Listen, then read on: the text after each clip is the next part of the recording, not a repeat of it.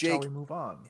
yeah, I was gonna say, Jake, if Zombie 2 wasn't up your alley, how are you feeling about this new EP from Of Mice and Men entitled Bloom?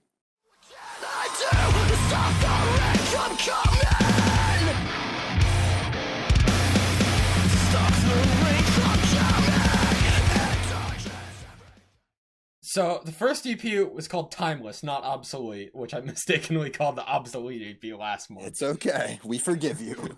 I'm not making that mistake this time, because if I was, I'd be calling this the Pulling Teeth EP. Pulling Teeth is the best song on this EP, hands down, no questions. Song fucks. No.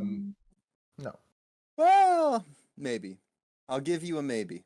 Yeah, Levy and Bloom are both solid, but Pulling Teeth is a whole other level. Of Mice and Men are, with the 2 EPs now, they have consistently hit 1 out of 3 absolute bangers and 2 out of 3 solid songs for me.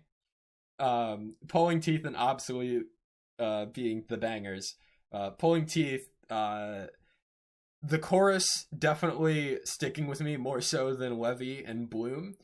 But I think really what sells Pulling Teeth, it has to be the breakdown at the end, right? It has to be. That which breakdown. One of like 3 that get progressively tuned lower and lower and lower. When I first heard that breakdown, but especially when it got to piece by piece by piece and it goes again, that single part of piece by piece by piece is my favorite part of the entire song. Just the vocal delivery on that is sick as fuck. I mean, the entire breakdown is sick as fuck, but overall, just slowing it down and like saying like word by word, like single syllable words on the beat of the drum in the breakdown worked so well. It works better that, like, 'cause it follows that up with like slowly pulling teeth. That doesn't work nearly as well for me compared to piece by piece by piece. There's a level of energy to single syllable words on the drum beat that cannot be matched, if you ask me. And it stole the show. Levy, I feel like, suffers from not being Pulling Teeth and also being a little bit long. And Bloom... I need to disagree right there. Yep. Sorry to cut you off. Levy is perfect length, and I'll tell you why. It sets the atmosphere for the entire thing, and even the rain the rain sound effect continues throughout the whole thing, and it's the atmosphere that Levy brings, and it adds to like the whole, like the rain just stays through the whole thing. It's so... That's the one thing I was hoping. I mean, I knew it was going to get brought up because it's undeniable, but the transition from song to song to song is incredible. Yeah, Jacob, I'm going to assume that Levy is your favorite song, right? Yes. Okay, it's mine as well. Justin, Jacob, Jake mentioned that consistently they were putting 1 fantastic song and 2 great songs. How would you feel if I raised him 6 fantastic songs? Would that be a statement that we could get behind? I'm gonna give you 5. I'm gonna give you 5. Okay, you're gonna give me 5. Damn. Okay. Well, now I'm intrigued. What was the one that you guys aren't as strong about? Timeless. Oh. Damn. You know what? You know what? For being in sync alone, I'll take it. So if that's the case, then we're all high on all 3 songs on this EP, correct? Oh yeah. Okay. Fantastic. This EP is miles above the other one. Well, I don't know about miles. It's still good. The other one's still good. I'm kind of... But this one is far better. I'm not gonna give it my full credentials. I will say it's good. I just need more time with it. That's really it. I'm not hating what I'm listening to, and that's a good sign. It's just I need more time with it for it to all sink in. Yeah, I spend a lot of time with the Timeless EP, just listening to it on loop. For me, this has like less overall, which is weird because it's more cohesive, like down to just the way each song flows into each other.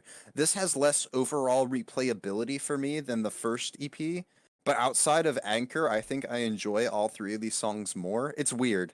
I think maybe I just need to, like you said, spend more time with it, which is a weird thing to say for an EP that I already like. Well, I mean, like, look, we already know Convictions is my #1 EP of the year. Like, that is what it is. But so far, number 2 and number 3 are both held by Of Mice and Men, and I've heard like 50 EPs at this point. So it's like they're doing something right. Have you? Because I haven't done this. I was just gonna ask. Have you played both EPs back to back yet? No, because I don't know if that's the order they're going to be in the album. I'm wondering if they might be. The end of Anchor could work with Levy. I haven't tried it. But I was just wondering, I didn't know if they take, because obviously it's going to culminate in an album at the end, so I didn't know if they take the EPs and just do Timeless, Bloom, the other one, and then the last couple of tracks. Well, I feel like these together 3 in tracks order, have to be together. Right, Yeah. right. I'm cautious to put them in an order and get used to it, and then hear the album be like, "What the fuck? Levy's not after Anchor. This is wrong," and like go file a complaint with Aaron Pauli or whatever. Speaking of Aaron Pauli at his best, across both EPs, and honestly, the MVP of all this for me is the drummer. His name escapes me, and it shouldn't. But the drums, I feel like across both EPs have been, for me, the highlight. With the rest of the band coming in just as clutch. I mean, Of Mice and Men, like I mentioned, for me, they're 6 for 6 at this point. Another one of those albums where before the start of this year, based on Earth and Sky, I wouldn't have expected it to land anywhere near my top 10. Now I'm hearing these songs and I'm like, shit. Like I'm already dreading the end of year between this and something like Spirit Box, Conquer Divide we mentioned earlier, and what I've already got trying to determine my album of the year. I mean, it's gonna be a massive pain in the ass, but nope, I am very pleased with this. I do also like this style of dropping the EPs like this, I will say. For me, like with Too Close to Touch, which I guess is the only comparable thing that I have for it, I didn't like it as much because, I mean, I'm glad to be getting 3 new like Too Close to Touch songs at any given point, but they don't feel quite as cohesive together. Whereas with these EPs, it feels like all the songs fit together in their own respective EPs. So I'm not as upset about getting a album where I've heard most of the songs by the time all this is said and done, because those EP releases all work by themselves, like as a package, if that makes sense. Like, I don't know. I wouldn't have liked this, the way they're going about this on paper, but Bloom and Timeless, and especially Bloom, have proven that it can work. I also prefer releasing 1 single as opposed to 2.